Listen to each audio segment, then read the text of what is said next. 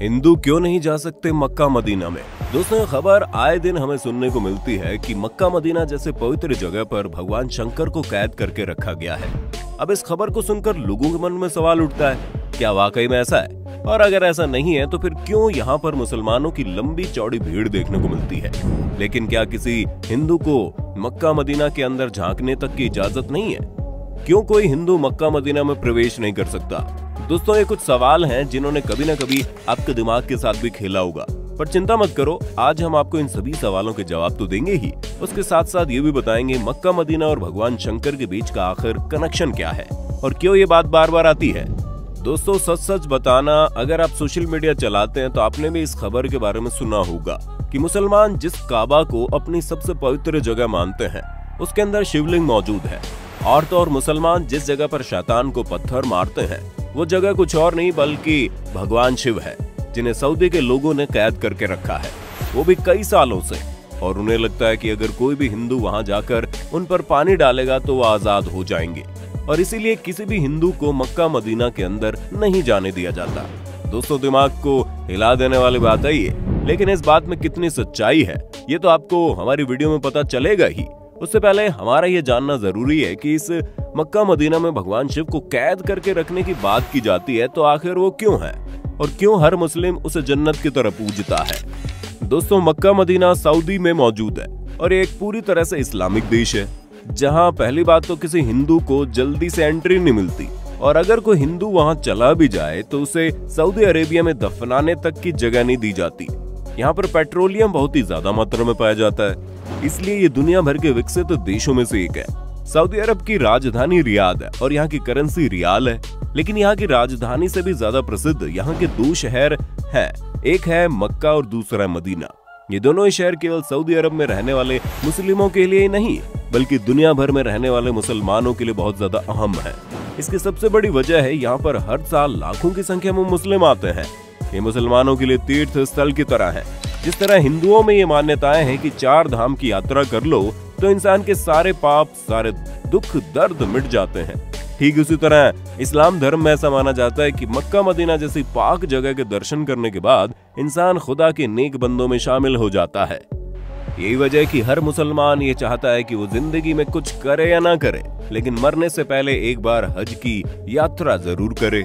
अब ये जगह कितनी खास है इसका अंदाजा इस बात से लगाया जा सकता है कि मुसलमान चाहे दुनिया के किसी भी कोने में क्यों ना नमाज पढ़े, हमेशा काबा की ओर मुंह करके ही पढ़ते हैं। जैसे कि भारत में रहने वाले मुस्लिम पश्चिम की ओर मुंह करके नमाज पढ़ते हैं, क्योंकि हमारे देश में मक्का पश्चिम दिशा में है। और यही वजह है कि मुस्लिम ये भी मानते हैं कि पश्चिम की ओर मुंह करके झूठ बोलना गुनाह है।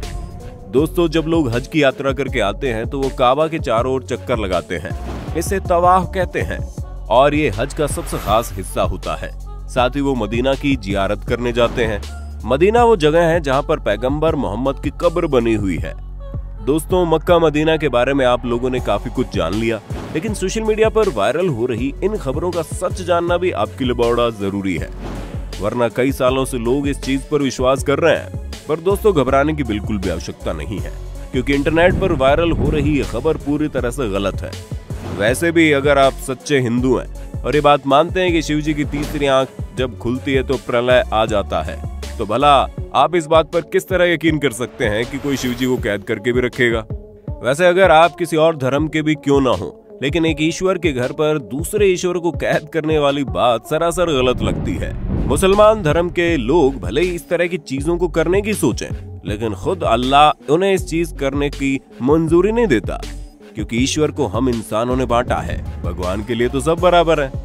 ऊपर से ये कहा जाता है कि मक्का मदीना में साधारण मनुष्यों ने शिवजी को कैद किया है। मतलब ये तो वही बात होगी, लोगों ने कह दिया कि धरती गोल नहीं बल्कि चौकोर है। तो क्या आप मान जाएंगे और ये सोचने लगेंगे कि अगर उसने कहा है तो ऐसा जरूर होगा? आप खुद ही दिमाग लगाइए, पूरी दुनिया का विनाश करने वाले भगवान शंकर को कोई कैसे किसी चीज में कैद करके रख सकता है? वो अगर चाहे तो चुटकियों में ब्रह्मांड को हिला दे। ऐसे में भला भगवान शिव को कैद करके रखे जाने वाली बात किसी छोटे बच्चे की बचकानी हरकत से कम नहीं है। अब कई लोग इस बात को तो नहीं मानते कि वहां पर शिव जी को कैद करके रखा गया, लेकिन ये जरूर मानते हैं कि मक्का मदीना में शिवलिंग है तो हम इस पर भी पुष्टि कर दें ऐसा कुछ भी नहीं है।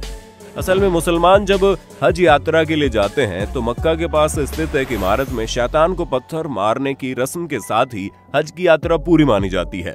हालांकि शैतान को पत्थर मारने की रस्म पूरे 3 दिन की होती है, लेकिन ईद उल आधा यानी कि बकरीद के पर्व पर इस रस्म की शुरुआत होने के कारण सभी हज यात्री इस मौके पर शैतान को पत्थर मारने की रस्म पूरी करने की हसरत रखते हैं। हज की यात्रा पर आए लोग तीसरे दिन यहाँ मौजूद इन 3 बड़े खम्भों को शैतान समझकर इनके ऊपर पत्थर मारते हैं और इस रस्म को करने के साथ ही हज की यात्रा पूरी हो जाती है। अब कई सारे हिंदुओं का ये कहना है कि यही खम्भे शिवलिंग है, इनके बीच शिवलिंग स्थापित की गई है। तो दोस्तों ऐसा बिल्कुल भी नहीं है, बल्कि इसका सच कुछ और ही है। जब अल्लाह ने हजरत इब्राहिम से कुर्बानी में उनकी पसंदीदा चीज मांगी, तो अब हजरत मोहम्मद के लिए इनकी इकलौती औलाद से ज्यादा पसंदीदा और क्या चीज हो सकती थी, क्योंकि इनकी औलाद काफी बुढ़ापे में पैदा हुई थी और हजरत इब्राहिम उससे प्यार भी बहुत करते थे, लेकिन वो खुदा के हुक्म को नहीं टाल सकते थे। इसलिए हजरत इब्राहिम ने खुदा के लिए अपने बेटे की कुर्बानी देने का फैसला किया। पर जब हजरत इब्राहिम अपने बेटे को लेकर कुर्बानी देने जा रहे थे, तभी रास्ते में एक शैतान मिला जिसने हजरत इब्राहिम से कहा था कि वो इस उम्र में अपने बेटे की कुर्बानी क्यों दे रहे हैं। अब तो इनका बेटा होना भी बड़ा मुश्किल है, ऊपर से ये बेटा इतने सालों बाद बुढ़ापे में पैदा हुआ है, जो बुढ़ापे का सहारा बनेगा। अल्लाह के कहने पर हजरत इब्राहिम कैसे अपने जिगर के टुकड़े को कुर्बान कर सकते हैं।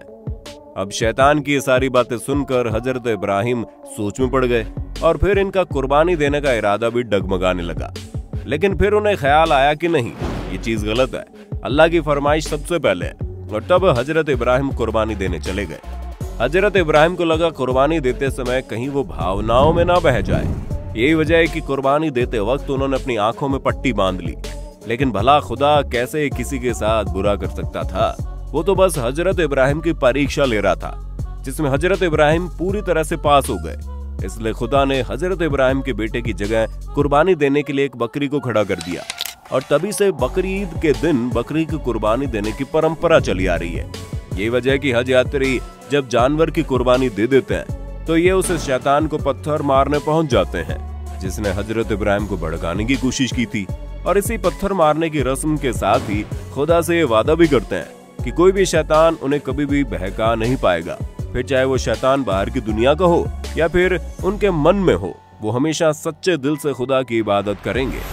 ऐसे में दोस्तों ये शिवलिंग नहीं बल्कि ये जो 3 खंभे है वो शैतान का प्रतीक है, जिस पर पत्थरों की बरसात करके लोग अपने अंदर के शैतान को मारने की कोशिश करते हैं। ऐसे में कई लोगों के मन में ये सवाल आता है कि अगर ऐसा कुछ नहीं है तो वहाँ पर हिंदू को क्यों नहीं जाने दिया जाता? दोस्तों यहाँ पर सबसे पहली बात तो ये है कि सिर्फ हिंदुओं को ही नहीं बल्कि किसी भी गैर मुस्लिम धर्म, फिर चाहे वो हिंदू हो, सिख हो, ईसाई हो या फिर बुद्ध धर्म ही क्यों ना हो, अगर वो मुसलमान नहीं है तो उसे काबा के अंदर नहीं जाने दिया जाएगा। क्योंकि ऐसा माना जाता है अगर कोई मुसलमान नहीं है तो जाहिर सी बात है वो सच्चे दिल से अल्लाह पर विश्वास भी नहीं करता, और जो शख्स से सच्चे दिल से अल्लाह पर विश्वास नहीं करता उसे काबा के अंदर प्रवेश करने की इजाजत नहीं है। यहाँ सिर्फ उन्हीं लोगों को आने दिया जाता है जो बिल्कुल पवित्र मन से अल्लाह को अपना मानते हैं।